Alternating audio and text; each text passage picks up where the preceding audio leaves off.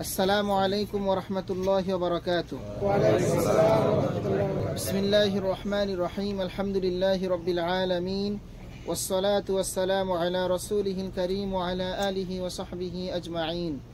قال الله تعالى أعوذ بالله من الشيطان الرجيم ولقد مكناكم في الأرض وجعلنا لكم فيها معائش قليلا ما تشكرون।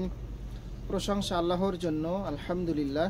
শান্তি অবতীর্ণ হোক আমাদের প্রিয় নবীর প্রতি সাল্লাল্লাহু আলাইহি ওয়াসাল্লাম। সম্মানিত দ্বীনী ভাইরা, আজকে আমরা ফিকহুজ যাকা বিষয়ের পঞ্চম পর্বে আপনাদেরকে স্বাগত জানাচ্ছি। আমরা আজকে ফিকহুজ যাকার পঞ্চম পর্বে প্রশ্নোত্তর আকারে কয়েকটি গুরুত্বপূর্ণ বিষয় আমরা জানব। প্রথমে আমরা জানব যে জমিতে উৎপাদিত ফল ও ফসলের যাকাত রয়েছে, যেটাকে আমরা যাকাতুল উশর বলে থাকি, যা আল্লাহর বৃষ্টিতে পানিতে যদি হয় তাহলে 10 ভাগের 1 ভাগ দেওয়া লাগে। নিজেরা যদি পানি দিয়ে আমরা ওটা উৎপাদন করি তাহলে 20 ভাগের 1 ভাগ লাগে। আমরা কিন্তু এগুলোর কেউ মালিক না। আমরা প্রত্যেকেই জমিনে একটা মৃত বীজ বপন করি, একটা ধান বপন করি, একটা গম বপন করি, যেটার কোনো প্রাণ নেই। কিন্তু আমরা দেখি যে 1 দিন 2 দিন পর সেটা থেকে বীজ অঙ্কুরিত হয়ে গাছ বেরোচ্ছে। ধনিয়ার বীজ, তারপরে মরিচের বীজ, সরিষা বীজ আপনি জমিনে ছড়াইছেন, ওটাকে ফেড়ে দেখেন তোর মধ্যে কি প্রাণ আছে? কি প্রাণ নেই। আল্লাহ তাআলা বলছেন যে আমরা তোমাদেরকে পৃথিবীতে প্রতিষ্ঠিত করেছি এবং তোমাদেরকে সেখানে জীবিকারও ব্যবস্থা করেছি। যে আল্লাহ আমাদেরকে সৃষ্টি করেছেন, সে আল্লাহ আমাদের রিজিকের দায়িত্ব নিয়েছেন। কলিলাম মা তাশকুরুন, কিন্তু এর মাঝ থেকে খুব অল্প মানুষ আল্লাহর কৃতজ্ঞতা করে, আল্লাহর প্রশংসা আদায় করে, শুকরিয়া আদায় করে। খুব কম মানুষ। এরা মনে করে যে আমরা নিজেরা এটাকে উৎপাদন করেছি। এরা অতি উৎসাহী, অতি দাম্ভিক হয়ে বলে যে কোনো কিছুতেই দুঃখ, দুর্দশা, দুর্ভিক্ষ আমাদেরকে আক্রমণ করতে পারবে না। এটা নিজেরা নিজেদের কৃতিত্ব জাহির করে। মানে আমরা যদি জমিনে যে বীজ বপন করেছি সেখানে যদি ভালো সার, ইউরিয়া ব্যবহার না করতাম তাহলে এরকম বাম্পার ফলন হতো না। ইউরিয়ার কি নিজস্ব কোনো ক্ষমতা আছে? এরকম আকীদা রাখলে, বিশ্বাস রাখলে আমাদের শিরক হয়ে যাবে। দ্বিতীয় আয়াতে আল্লাহ তাআলা বলছেন, আফারাআইতুম মা তাহরুসুন আআনতুম তাজরাউনাহু আম নাহনুজ যারিউন লাউ নাশাউ লাজআলনাহু হুতামান ফাযালতুম তাফাক্কাহুন ইন্না লামুগরামুন বাল নাহনু মাহরুমুন। তোমরা জমিনে যে বীজ বপন করো, সূরা ওয়াকিয়ায় আল্লাহ বলছেন 63 থেকে 67 নম্বর আয়াতে, সে সম্পর্কে ভেবে দেখেছো কি? কখনো কি আমরা চিন্তা করেছি যে ধানটা আমরা জমিনে ছড়িয়ে দিলাম, ছিটিয়ে দিলাম, যে গমটা, যে সরিষাটা, ওখান থেকে কিভাবে আল্লাহ তাআলা প্রাণ দান করেন, বীজ দান করেন, সে সম্পর্কে আমরা কখনো ভেবে দেখেছি? তোমরা কি তাকে অঙ্কুরিত করো নাকি আমরা অঙ্কুরিত করি? মানে সেটাতে প্রাণ কে দেয়, তোমরা নাকি আমরা? আল্লাহ প্রশ্ন করছে আমাদেরকে। আমরা ইচ্ছা করলে তাকে খড়কুটায় পরিণত করতে পারি। আল্লাহ তাআলা বলছেন যে তোমরা জমিনে বীজ বপন করে নিশ্চিন্তে বাসায় গিয়ে ঘুমাই থাকো, যে 2 দিন পর, 4 দিন পর, 1 সপ্তাহ পর সেখান থেকে অঙ্কুরোদ্গম হবে, এরপর গাছ বের হবে ইত্যাদি। কিন্তু আমরা তো পারি সেটাকে খড়কুটায় পরিণত করে দিতে, সেটাকে প্রাণ না দিতে। আল্লাহ তাআলা বলছেন তখন তো তোমরা হতবুদ্ধি হয়ে পড়বে যে এখন আমরা কি করব, সামনের বছর আমরা কি খাবো। আল্লাহ তাআলা বলবে আমরা তো ঋণের চাপে পড়ে গেলাম, আমরা তো কিস্তি নিয়ে, জমি লিজ নিয়ে, বিভিন্নভাবে দেনা করে আমরা এই ফসল উৎপাদন করার চেষ্টা করছি। এখন যদি সবগুলো খড়কুটায় পরিণত হয়ে যায় তাহলে আমরা দেনা কিভাবে পরিশোধ করব? আল্লাহ তাআলা বলছেন বরং আমরা হলো সর্বসব হয়ে পড়লাম, আমরা সর্বসব হয়ে পড়লাম, মানে আমরা একেবারেই বিপদের সম্মুখীন হয়ে পড়লাম। সূরা ওয়াকিয়া 63 থেকে 67 নম্বর আয়াত। আল্লাহ তাআলা অন্য জায়গায় বলছেন সূরা আবাসার মধ্যে 24 থেকে 32 নম্বর আয়াতে আল্লাহ বলছেন, ফালিয়ানযুরিল ইনসানু ইলা তাআমিহি, মানুষ তার খাদ্যের প্রতি লক্ষ্য করুক, যে খাদ্যটা খায়। আমরা কখনোই কিন্তু কোনোদিন চিন্তা করি না। আজকে আমরা রোজ হিন্দি বাসমতি খাচ্ছি সৌদি আরবের মধ্যে, তাই না? মাজদা। তো এই রুজটা, এই চাউলটা, এই ধানটা কোথায় উৎপাদিত হয়েছে, কোন কৃষকের মাধ্যমে, আমরা কিন্তু কেউ জানি না, অথচ আমরা খাচ্ছি। আল্লাহ বলছেন না যে কলিলাম মা তাশকুরুন, খুব কম সংখ্যক মানুষ আল্লাহর শুকরিয়া আদায় করে, তো আমরা এটা শুকরিয়া আদায় করতে পারি না। আল্লাহ বলছেন যে মানুষ এটা চিন্তা করুক, খাদ্যের প্রতি লক্ষ্য করুক। আমরাই প্রচুর পানি বর্ষণ করে থাকি।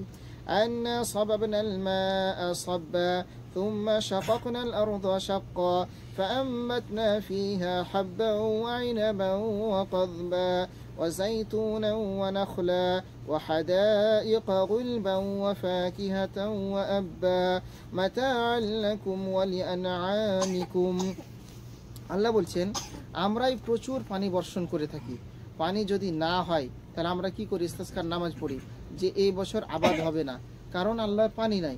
তখন আমরা নির্ভর করি ওই মেশিনের মাধ্যমে, পানি উৎপাদনের মাধ্যমে।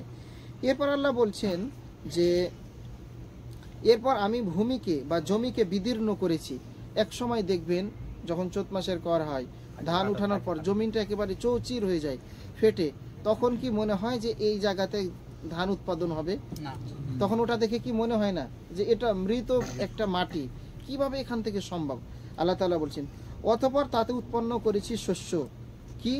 আঙ্গুর উৎপাদন করেছি, শাক সবজি, জাইতুন, খেজুর, অথবা ঘন উদ্যান, বাগান, বিভিন্ন ধরনের ফল ফসল, ফলমূল রয়েছে। ফল এবং ঘাস তোমাদের ও তোমাদের চতুষ্পদ জন্তুদের উপকারার্থে।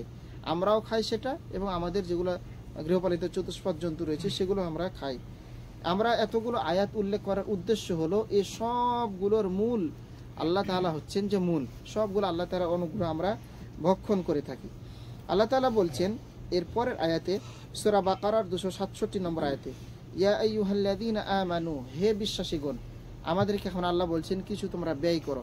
আনফিকু মিন তাইয়্যিবাতি মা কাসাবতুম, তোমরা যা উপার্জন করো সেখান থেকে, অর্থাৎ এবং আমরা যা ভূমি হতে তোমাদের জন্য উৎপাদন করে দেই সেখান থেকে, অর্থাৎ ধান, গম, যব, সরিষা ইত্যাদি থেকে তোমরা আল্লাহর রাস্তায় ব্যয় করো। ওয়ালা তায়াম্মামুল খাবিসা, তার মধ্যে থেকে যেগুলো উৎকৃষ্ট সেগুলো ব্যয় করো, আর তার মধ্যে থেকে নিকৃষ্ট যেগুলো তোমরা সেগুলো ব্যয় করার ইচ্ছা করিও না। আসলে আমাদের অন্তরের কথা তো আল্লাহ জানেন। আমরা তো চিন্তা করি যেটা একটু কমা সেটাই ব্যয় করার, সেটাই জাকাত ওসুর দেওয়ার। তো আল্লাহ বলছেন যে আমি তো সবটাই না দিতে পারতাম, সবটাকেই তো মানে এই পচা করে দিতে পারতাম, সবটাকে তো আমরা তুষ করে দিতে পারতাম, অথবা খড়কুটায় পরিণত করে দিতে পারতাম। তো আল্লাহ রাস্তায় তোমরা ব্যয় করো, সবচেয়ে যেটা উন্নত মানের সেটা আল্লাহ রাস্তায় তোমরা ব্যয় করো।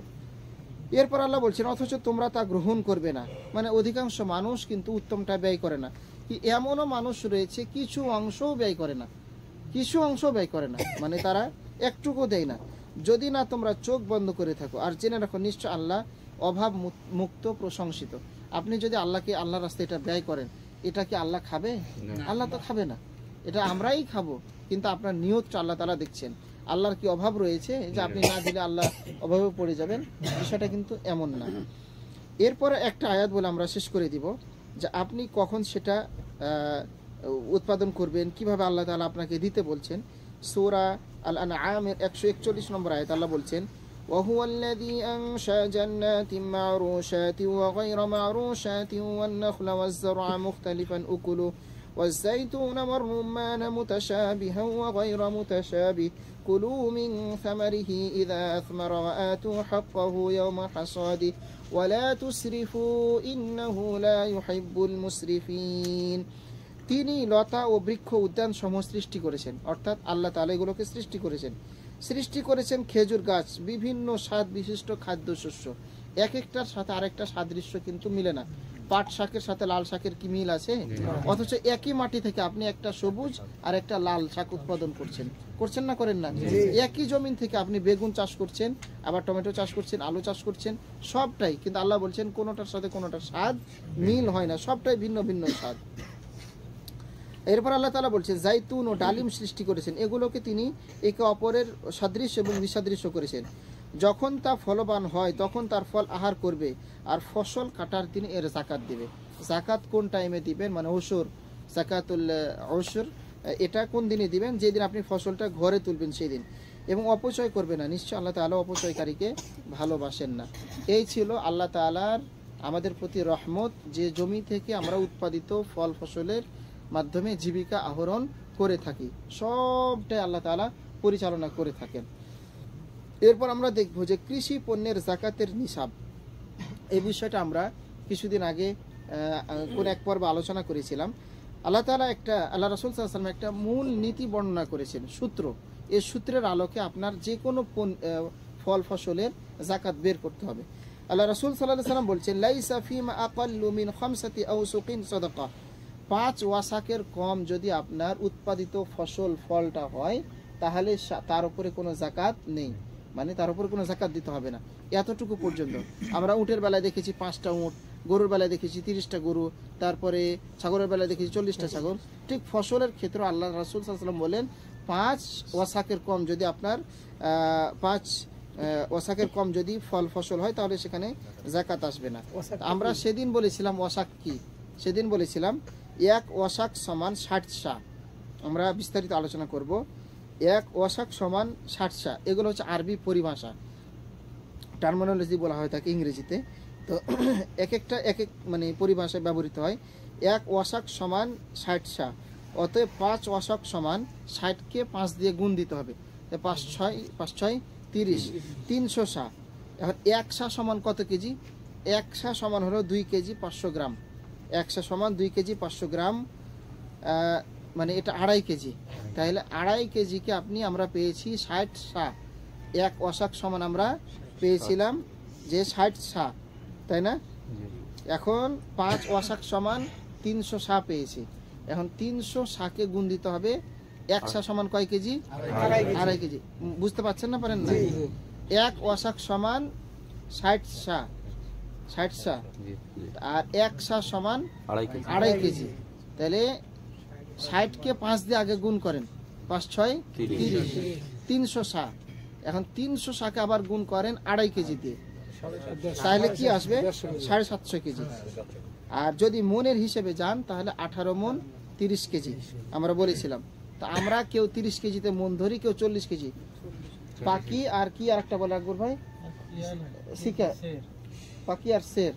তো যাই হোক, 750 কেজি যদি আপনার জমিনে উৎপাদিত ফসল হয়, তাহলে তার উপর যাকাত আছে। তার উপর হলে 750 কেজির কম যদি হয়, তাহলে সেখানে যাকাত নেই। আল্লাহ রাসূল সাল্লাল্লাহু আলাইহি ওয়াসাল্লাম বলছেন, ফিমা সাকাতিস সামা ওয়াল উয়ুন আও কানা আথারিয়ান আল উশর। যদি আপনার উৎপাদিত ফসলটা বৃষ্টি ও ঝর্ণার পানি দ্বারা হয়, বৃষ্টি এবং ঝর্ণার পানি দ্বারা, যেখানে কোনো খরচ নেই, তাহলে সেখানে 10 ভাগের 1 ভাগ যাকাত দিতে হবে। আর যদি আপনার সেটা, আল্লাহ রাসূল সাল্লাল্লাহু আলাইহি ওয়াসাল্লাম বলেছেন, ওয়ামা সুকিয়া বিন নাদহি নিসফুল উশর। যদি আপনি নিজে খরচ করে সেচ দিয়ে করেন, তাহলে সেখানে আপনাকে 20 ভাগের 1 ভাগ দিতে হবে। এরপর আমরা দেখব পরের প্রশ্ন, বৃষ্টির পানি ও কৃত্রিম সেচ উভয় মাধ্যমে উৎপাদিত শস্যের যাকাতের পরিমাণ।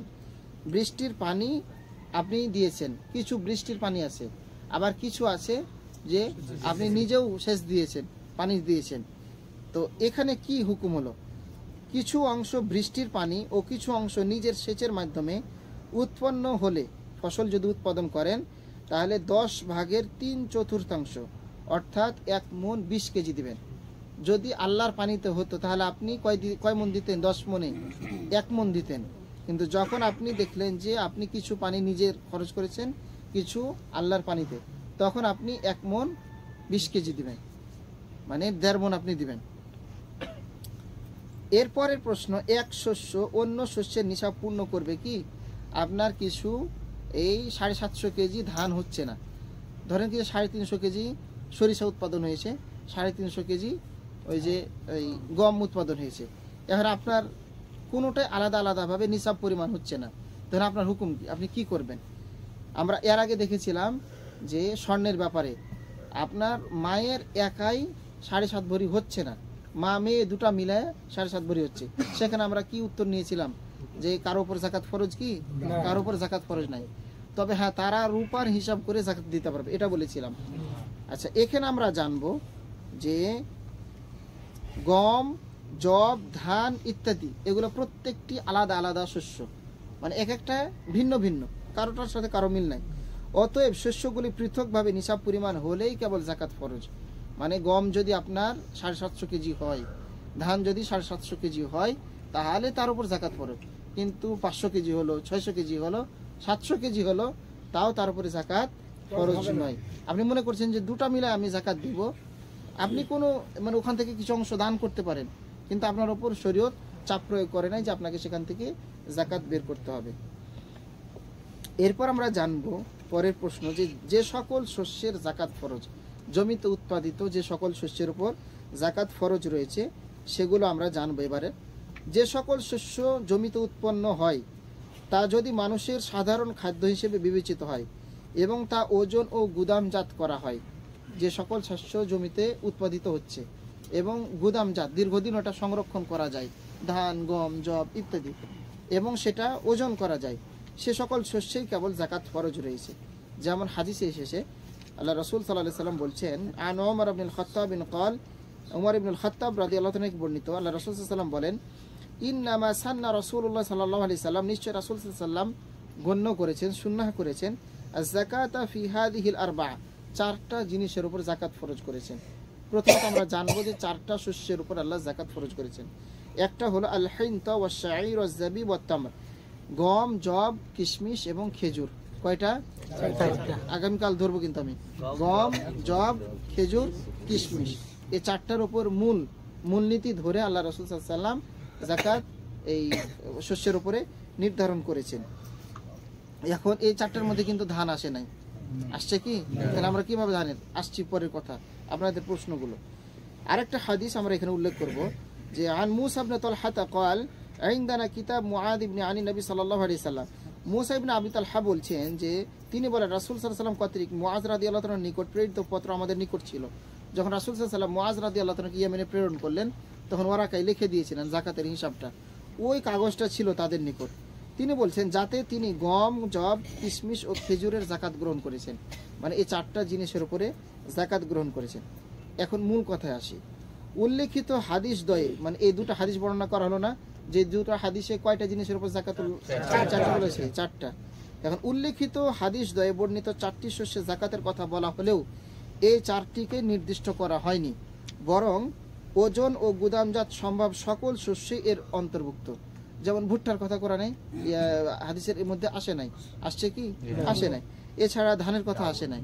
আমরা ওই চারটাকে মূল নীতি ধরে, ওই চারটার আলোকে, ধান যেমন আমরা গুদামজাত করতে পারি, ভুট্টাও কিন্তু আমরা গুদামজাত করতে পারি, তাই ওটার আলোকে ওটাও যেমন 750 কেজি হলে জাকাত আসবে, এই ভুট্টাও 750 কেজি হলে জাকাত আসবে, ধান 750 কেজি হলে জাকাত আসবে। অতএব গুদামজাত অসম্ভব এমন শস্যের উপর জাকাত ফরজ নয়। যেমন শাকসবজি, আল্লাহ তাআলা আপনার উপর মানে চাপ প্রয়োগ করেন নাই যে শাকসবজির উপর কি জাকাত আসবে না, শাকসবজির উপর জাকাত আসবে না, কারণ এগুলো গুদামজাত করা যায় না, এগুলো বেশি দিন রাখা যায় না। আর আল্লাহ রাসূল সাল্লাল্লাহু আলাইহি সাল্লাম স্পষ্ট বলেই দিয়েছেন, লাইসা ফিল খদরাওয়াতি যাকাত, মানে খোদারের উপরে যেগুলো খদরাওয়াত শাকসবজি রয়েছে এগুলোর উপর কোনো জাকাত নেই। আল্লাহ রাসূল সাল্লাল্লাহু আলাইহি সাল্লামের স্পষ্ট বাণী। উল্লেখ্য যে এই জাতীয় সম্পদের বিক্রয়লব্ধ, হ্যাঁ আপনি এগুলোর ব্যবসা করেন, আপনি একজন সফল কৃষক, এগুলো আপনি চাষাবাদ করে দেখা যাচ্ছে যে বছরে আপনি নিসাব পরিমাণ ওই 7.5 ভরি স্বর্ণ, 85 গ্রাম স্বর্ণ পরিমাণ টাকা আপনি লাভ করছেন, তখন ওই টাকার মানে আপনার কৃষি ক্ষেত্র থেকে বের করে শাকসবজি চাষ করে, আলু চাষ করে আপনি যেই টাকাটা উদ্বৃত্ত থাকলো ওটার উপর আপনার জাকাত ফরজ, কিন্তু এগুলোর উপরে সবজির উপরে জাকাত কোনো খরচ নেই। এটা আমাদেরকে মনে রাখবে। সেটা যদি 1 বছর অতিক্রম করে তাহলে 2.5% আকারে আমরা জাকাত দেব। এর পরের প্রশ্ন আমরা, কখন শস্যের জাকাত ফরজ? যেদিন আপনি ঘরে ফসল তুলবেন, ফসল যখন পরিপক্ক হওয়ার সময় হবে তখনই আপনি ওই ফসলের জাকাতটা বের করে দিবেন। যেদিন আপনি বের করবেন, উত্তম সময় হলো যেদিন আপনি বের করবেন। এখন আপনি ওটা বিতরণ করতে পারছেন না, আমাদের দেশে মসজিদ, মাদ্রাসা, ইয়াতিমখানার জন্য ধান চাল কালেকশন করে না, তো দেখা যাচ্ছে আপনি সেই দিন দিতে না পারলেও সেটা আলাদা করে রেখে দিবেন আলাদা জায়গায়, যে এটা আমি উসর বের করেছি, যে 750 কেজির মধ্যে থেকে আমি 1% আমি বের করেছি, 10 ভাগের 1 ভাগ, এবং সেটা আপনাকে রক্ষণাবেক্ষণ করতে হবে। অবহেলায় সেটাকে রাখা যাবে না, অযত্নে সেটাকে রাখা যাবে না। শস্য উৎপাদনের ব্যয় বাদ দিয়ে জাকাত ফরজ। আপনি হিসাব করবেন যে জমিতে যা খরচ করেছেন, এটা চাষাবাদ করতে গিয়ে সেচ দিয়েছেন, পানি দিয়েছেন, সার দিয়েছেন, কৃষক লাঙ্গল দিয়েছেন ইত্যাদি, এগুলো টোটাল খরচ বাদ দিয়ে অবশিষ্ট যেই শস্য থাকবে আপনার কাছে ওটার উপর হিসাব করে যদি 750 কেজি হয় তাহলে তার উপর আপনি জাকাত দেবেন। আর একটা প্রশ্ন কি, যে আপনি কিভাবে আপনি যেদিন জমি থেকে ফসল উৎপাদন করলেন ওই টোটাল ফসলের উপরে কি আপনি জাকাত প্রদান করবেন, নাকি ওখান থেকে যা খরচ করেছেন ওটা বাদ দিয়ে? ওটা বাদ দিয়ে, যেটা খরচ করেছেন ওটা বাদ দিয়ে যেটা অবশিষ্ট থাকবে ওটার উপর হিসাব করে আপনি জাকাত প্রদান করবেন। আল্লাহ রাসূল সাল্লাল্লাহু আলাইহি সাল্লাম বলছেন, এখানে একটা হাদিস আমরা বলবো যে ইয়াকুদি মা আনফাকা আলা সামারাতি সুম্মা ইউযাক্কি মা বাকিয়া, প্রথমত ফল উৎপাদনে যা ব্যয় করেছে তা পরিশোধ করবে। অর্থাৎ আপনি যদি নিজের পকেট থেকে খরচ করে থাকেন তাহলে সেটা আপনি আলাদা করে নেবেন, এরপরে অবশিষ্ট অংশের জাকাত আদায় করবে, যেটুক বাকি থাকবে সেখান থেকে জাকাত আদায় করবেন। বাৎসরিক লিজ নেওয়া জমিতে জাকাত ফরজ কি না, এর একটি প্রশ্ন আমাদের, যে আপনার নিজস্ব জমি নয় কিন্তু আপনি আরেকজনের জমিটা লিজ নিয়েছেন, এখন আপনি জাকাত দিবেন কিনা। লিজের টাকা বাদ দিয়ে বাকি শস্যের জাকাত আদায় করতে হবে, নাকি উৎপাদিত সমুদয় শস্য হিসাব করে জাকাত দিতে হবে। এখন প্রশ্ন হলো, একে তো এটা লিজের জমি, এখন লিজ যে টাকা দিয়ে আপনি নিয়েছেন 50,000 টাকা বছরে, যেমন আপনি তাহলে এই টাকা আপনি বাদ দিয়ে কি জাকাত দিবেন, নাকি টোটাল ফসল যা উঠেছে সেখান থেকে দিবেন। এ ব্যাপারে ইমামদের মাঝে মতভেদ রয়েছে, তবে গ্রহণযোগ্য কথা হলো লিজের টাকা সহ উৎপাদন খরচ বাদ দিয়ে যাতে আপনি ক্ষতিগ্রস্ত না হন। আগে আমরা দেখলাম নিজস্ব জমিতে যা খরচ করেছেন ওটা বাদ দিয়ে আপনি জাকাত বাইর করবেন, ঔষর বাইর করবেন, আর এখানে আমরা দেখলাম নিজস্ব জমি নাই, লিজের জমি, তাহলে লিজের জমিতে যে টাকা ভাড়া নিয়েছেন যত টাকা দিয়ে ওই ভাড়ার টাকা এবং আপনি যা খরচ করেছেন ওই টাকাটা দিয়ে আপনারা জাকাত আদায় করবেন। মধুর জাকাতের হুকুম কি? অনেকে প্রশ্ন করে থাকেন যে আমি মধুই করতেছি, তাহলে মধুর কোনো জাকাত নেই, মধুর কোনো জাকাত নেই, কারণ এটা আল্লাহ প্রদত্ত, আল্লাহ তাআলা দিয়েছেন, এর মধ্যে শেফা রয়েছে। আমরা দেখি যে গাভীর দুধ প্রত্যেক দিন 18 লিটার 20 লিটার করে গাভী দুধ দেয়, আর আমরা কি সেখান থেকে জাকাত দেই? জাকাত দিই না। তবে কথা হলো, আপনি বাণিজ্যিকভাবে মধু চাষ করছেন, আপনি বাণিজ্যিকভাবে গাভী চাষ করছেন, গাভী পালন করছেন, এখন বছর শেষে এই মধু চাষ করে যে অর্থটা আপনার আসলো, এটা যদি নিসাব পরিমাণ হয় তাহলে সেখান থেকে কি দিতে হবে? জাকাত দিতে হবে। আপনি এখান থেকে ঔষধ দিবেন এটা বাধ্য না, গাভী থেকে ঔষধ দিতে হবে এমনটা না, এটা আমাদের খেয়াল রাখতে হবে। এরপর আমরা দেখব ব্যবসায়িক মালের জাকাত। আমরা আগেই জেনেছি ব্যবসায়িক মাল যদি আপনার থাকে তাহলে সেটা হিসাব করে বছর শেষে আপনার তার উপরে জাকাত রয়েছে, আপনাকে জাকাত দিতে হবে। এই ব্যাপারে ইমাম বুখারী রাহিমাহুল্লাহ একটা অধ্যায় রচনা করেছেন, যেটাকে তিনি বলছেন বাবু সাদাকাতিল কাসবি ওয়াত তিজারা, উপার্জিত ব্যবসায়িক মালের জাকাত শিরোনামে তিনি একটা অনুচ্ছেদ রচনা করেছেন। এরপর আমরা দেখব যে ব্যবহৃত আসবাবপত্র, যানবাহন, এগুলোর মধ্যে জাকাত আছে কিনা। যেমন আপনি একটা বড় বাক্কালার মালিক, বাক্কালাতে আপনার নিসাব পরিমাণ মালের পরিমাণ ফ্রিজেরই দাম রয়েছে, বড় বড় বাক্কালায় অনেক দামি দামি ফ্রিজ থাকে না, দেখা যাচ্ছে এই যে সব ফ্রিজগুলোর দাম ওই 7.5 ভরি স্বর্ণের পরিমাণ চলে আসছে, তাহলে ওই জিনিসগুলোর উপর কি জাকাত আসবে? না, ওই জিনিসগুলোর উপর জাকাত আসবে না। জাকাত আসবে আপনার বিক্রয়লব্ধ পণ্য। আপনি তো ফ্রিজ বিক্রি করছেন না, আপনি পণ্যটাকে বিক্রি করবেন সংরক্ষণ করার জন্য একটা ফ্রিজ কিনেছেন যাতে আইসক্রিম থাকে, সবজি থাকে, এই জন্য আপনি ফ্রিজের জাকাত দিবেন কখন? যখন আপনি ফ্রিজের দোকানদার হবেন। কিন্তু আপনি ফ্রিজটা কিনেছেন কিসের জন্য? আপনার মালগুলোকে সেভ রাখার জন্য। এটা আমাদেরকে খেয়াল রাখতে হবে। আপনার মোটরসাইকেল আছে, গাড়ি রয়েছে, এগুলোর জাকাত ফরজ নয়, এগুলোর জাকাত ফরজ নয়। অথবা আপনার এই বাসা বাড়ি রয়েছে, অনেক আপনি ভাড়া পান, সেখান থেকে একটা ফ্ল্যাট রয়েছে, হ্যাঁ সেইখান থেকে ফ্ল্যাটের উপর আপনার জাকাত নাই, কিন্তু আপনি ফ্ল্যাট থেকে কামাই করে, ওই যে একই কথা, ফ্ল্যাট থেকে কামাই করে যদি নিসাব পরিমাণ 1 বছর পর যদি আপনার টাকা থাকে তাহলে ওই অর্থ থেকে আপনাকে জাকাত প্রদান করতে হবে। আল্লাহ রাসূল উমর ইবনুল খাত্তাব রাদিয়াল্লাহু আনহু বলছেন যে লাইসা ফিল উরুদি যাকাতুন ইল্লা মা কানা লিতিজারা, সম্পদের জাকাত নেই কেবল ব্যবসায়িক সম্পদ ব্যতীত। তাহলে ব্যবসায়িক সম্পদে জাকাত রয়েছে, এটা আমরা জানতে পারলাম। এরপর আমরা জানবো যে ব্যবসায়িক মালের জাকাত ফরজ হওয়ার শর্ত কি কি। ব্যবসায়িক মালের জাকাত ফরজ হওয়ার জন্য কয়েকটা শর্ত রয়েছে, 3টা। যেমন জাকাত ফরজ এমন দ্রব্য না হওয়া, জাকাত ফরজ এমন দ্রব্য না হওয়া, মূলগত দিক দিয়ে যে দ্রব্যের জাকাত ফরজ এমন বস্তু না হওয়া, কেননা একই দ্রব্যের উভয় দিক থেকে বা দুবার জাকাত আদায় করা সম্ভব নয়। যেমন স্বর্ণ, রৌপ্য, গবাদি পশু, এগুলো তো আলাদা আলাদা জাকাত দিতেই হয়, তার একই রকম যেন আপনার পণ্য না হয়, এটা আমাদেরকে খেয়াল রাখতে হবে। দ্বিতীয়ত হচ্ছে ব্যবসায়িক পণ্যের মূল্য নিসাব পরিমাণ হওয়া, নিসাব পরিমাণ না হলে তারপর জাকাত নাই। তৃতীয়ত হচ্ছে পূর্ণ 1 বছর মালিকানায় থাকা, যেটা আমরা বিগত দিনে আলোচনা করে এসেছি। দৈনন্দিন প্রয়োজনীয় ব্যবসায়িক পণ্য সামগ্রীর জাকাত। আপনার কাছে দৈনন্দিন ব্যবহৃত পণ্য, যেমন আমরা প্রতিদিন শাকসবজির বাজার করে থাকি, অথবা পোশাক আশাক বানিয়ে থাকি, গার্মেন্টসের দোকান আছে ইত্যাদি, এগুলোর উপরও জাকাত আসবে। মানে বছর শেষে, অথবা ড্রাগসের দোকান, ড্রাগস বলছি, ওষুধের দোকান যেগুলো রয়েছে সেখানের উপরও জাকাত রয়েছে। কারণ একটা মাল নিচ্ছেন দিচ্ছেন, এই জন্য এর উপরে জাকাত ফরজ। কিন্তু তার ওই যে বললাম যে আপনার দামি দামি ফার্নিচার আছে, তারপরে আলমিরা আছে, তারপরে ফ্রিজ আছে, এগুলোর উপরে জাকাত ফরজ নয়। এখানে আমরা কয়েকটা বিষয় আপনাদেরকে খুবই গুরুত্বপূর্ণ সেটা বলে আমরা আরেকটা পয়েন্ট আছে সেটা বলে আমরা আলোচনা শেষ করব। জমি যদি বসবাস এবং চাষাবাদের কাজে ব্যবহৃত হয় তাহলে সেই জমির কোনো জাকাত আদায় হবে না। জমি যদি বসবাস অথবা চাষাবাদের কাজে ব্যবহৃত হয় তাহলে সেই জমির কোনো জাকাত আদায় করতে হবে না। কথাটা খেয়াল করেন। আপনার অনেকগুলো জমি আছে, জমিগুলো খুব দামি, তো ওখানে আপনি বসবাস করছেন অথবা চাষাবাস করছেন, তাহলে ওই জমির উপর আপনার জাকাত আসবে না। কথাটা দেখেন। কিন্তু কি আসবে ওই জমির উপরে? ওসর আসবে। ওই জমির উপর আপনি কি করছেন? চাষ করছেন।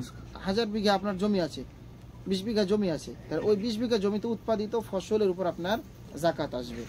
দ্বিতীয়ত, উক্ত জমি ভাড়ায় খাটানো হলে অথবা ভাড়া দেওয়ার উদ্দেশ্যে বিল্ডিং তৈরি করা হলে সেই জমির কোনো জাকাত আদায় করতে হবে না, বরং তা থেকে অর্জিত নিসাব পরিমাণ অর্থ 1 বছর অতিক্রম করলে সেখান থেকে 2.5% জাকাত দিতে হবে, যেটা আমরা একটু আগেই বললাম। 3 নাম্বার, ব্যবসার উদ্দেশ্যে জমি ক্রয় করলে সরাসরি উক্ত জমি বিক্রয় করে লাভ করার উদ্দেশ্য থাকলে এবং তা 1 বছর অতিক্রম করলে সেই জমির বর্তমান মূল্য হিসাব করে শতকরা 2.5% হারে জাকাত দিতে হবে। এখন আপনার কাছে আরেকটা জমি আছে যেটা আপনি চাষের জন্য ব্যবহার করছেন না, বসবাসের জন্য ব্যবহার করছেন না, কিন্তু আপনি ওটাকে পণ্য হিসেবে কিনেছেন যে ব্যবসার জন্য, আপনি জমির ব্যবসা করেন, তাহলে আপনার ওটা যদি ব্যবসা করে 1 বছর অর্থ যদি থাকে নিসাব পরিমাণ, তাহলে তার উপর আপনার জাকাত রয়েছে। অতএব মূল কথা হলো যে ব্যবসার উদ্দেশ্যে জমি ক্রয় বিক্রয় করলেই কেবল সে জমির বর্তমান মূল্য হিসাব করে শতকরা 2.5% হারে জাকাত দিতে হবে। ব্যবসা ছাড়া অন্য কোনো উদ্দেশ্যে যদি জমি থাকে, পতিত জমি পড়ে আছে, তাহলে সেখানে কোনো জাকাত নেই, সেখানে কোনো ওসর নেই। কিন্তু পতিত নয়, পতিত মানে যেটা চাষাবাদ করা হয় না, চাষাবাদ করা হয়, এটা অনেক মূল্যবান জমি হলেও সেখানে আপনার শুধুমাত্র ওসর প্রদান করতে হবে। সর্বশেষ যে বিষয়টি আমরা আলোচনা করে আমাদের আজকের আলোচনা এখানে শেষ করব, সেটা হলো জাকাত প্রদানের খাতসমূহ। কোন কোন খাতে জাকাত ব্যয় করবেন, এই ব্যাপারে আল্লাহ তাআলা 8টা খাত নির্বাচন করেছেন। 8 শ্রেণীর মানুষকে জাকাত দেওয়া যাবে। তার প্রথম নাম্বার হলো সূরা তাওবার আল্লাহ তাআলা এই আয়াতটি ঘোষণা করছেন, 60 নম্বর আয়াত, ইন্নামাস সাদাকাত, নিশ্চয় সাদাকা। সাদাকা বলতে এখানে জাকাতকে বোঝানো হয়েছে। লিল ফুকারা, যারা ফকির, যারা 1 নম্বর, যাদের কিছুই নাই, ঘরবাড়ি কিছুই নাই, খাবার দাবার কিছুই নাই, এইরকম ব্যক্তিকে জাকাত দেওয়া হবে। আগামীকাল ধরবো যে কয় শ্রেণীতে জাকাত, কয় খাতে জাকাত ব্যয় করতে হয় এবং সেগুলো কি কি। তাহলে 1 নম্বর হলো ফুকারা, যারা ফকির রয়েছে। দ্বিতীয়ত হচ্ছে আল মাসাকিন, যারা মিসকিন, মানে যাদের পেটে ক্ষুধা রয়েছে। ফকির আর মিসকিনের মধ্যে আলাদা রয়েছে। তো যারা ফকির কিন্তু হাত পাতে বেড়ায়, কিন্তু মিসকিন হাত পাতে না। মিসকিন হচ্ছে পেটে ক্ষুধা আছে কিন্তু মুখে কাউকে বলতে পারে না, এইরকম মানুষকে জাকাত দেওয়া যাবে। ওয়াল আমিলিনা আলাইহা, এবং এগুলো জাকাতের মাল যারা উত্তোলন করে থাকে, মানে এগুলোর কাজে যারা আমেল, কর্মী যারা, এদেরকে জাকাত দেওয়া যাবে। 3 নম্বর। 4 নম্বর হচ্ছে ওয়াল মুআল্লাফাতি কুলুবুহুম, এবং যাদের অন্তরকে ইসলামের দিকে আকৃষ্ট করা যায়, যেমন কাফের মুশরিককেও জাকাত দেওয়া যাবে, অমুসলিমকেও জাকাত দেওয়া যাবে, ইসলামের প্রতি তাদেরকে আকৃষ্ট করার কারণে। কয় নম্বর হলো? 4 নম্বর হলো। এরপর বলছে অফির রিকাবি, দাস মুক্তির জন্য, দাস আটক রয়েছে, দাসটাকে মুক্ত করবেন, 5 নম্বর। 6 নম্বর হচ্ছে ওয়াল গারিমিন, যারা ঋণগ্রস্ত রয়েছে, এমন ব্যক্তিকে জাকাত প্রদান করা যাবে। 7 নম্বর হচ্ছে ওয়াফি সাবিলিল্লাহি ওয়াফি সাবিলিল্লাহ, এবং যারা আল্লাহর রাস্তায় জিহাদ করে, আল্লাহর রাস্তায় যারা আছে। এখানে এটার মাধ্যমে মাদ্রাসার ছাত্রদেরকেও জাকাত দেওয়া যাবে, এটা হুকুম রয়েছে। এরপরে বলছে অবনিস সাবিল, এবং যারা মুসাফির রয়েছে। মুসাফির এমন যার কাছে কোনো টাকা পয়সা নাই, হারিয়ে গেছে বা শেষ হয়ে গেছে, তার পাথেয় বা সম্বল শেষ হয়ে গেছে। ফারিদাতাম মিনাল্লাহ, এটা আল্লাহর পক্ষ থেকে ফরজ। এই 8টা খাত আল্লাহর পক্ষ থেকে ফরজ। এই 8টা খাতের বাইরে কাউকে যাকাত দেয়া যাবে না। আল্লাহু আলিমুন হাকিম, আর আল্লাহ হলেন মহাজ্ঞানী প্রজ্ঞাময়। আবার আমরা বলি 1 নম্বর খাত হলো ফকির, 2 নম্বর খাত হলো মিসকিন, 3 নম্বর খাত হলো যাকাত আদায়কারী, ওই আমেল বা কর্মী, 4 নম্বর খাত হলো অমুসলিম, যাকে ইসলামের প্রতি আকৃষ্ট করা হয়, 5 নম্বর খাত হলো দাস মুক্তির জন্য, 6 নম্বর খাত হলো ঋণগ্রস্ত ব্যক্তি, যে ঋণের দায়ে জর্জরিত রয়েছে, 7 নম্বর হলো আল্লাহর রাস্তায় যারা রয়েছে তাদের জন্য, 8 নম্বর হলো মুসাফির ব্যক্তি। এই 8টা খাতে আমরা যাকাত প্রদান করব, ব্যয় করব।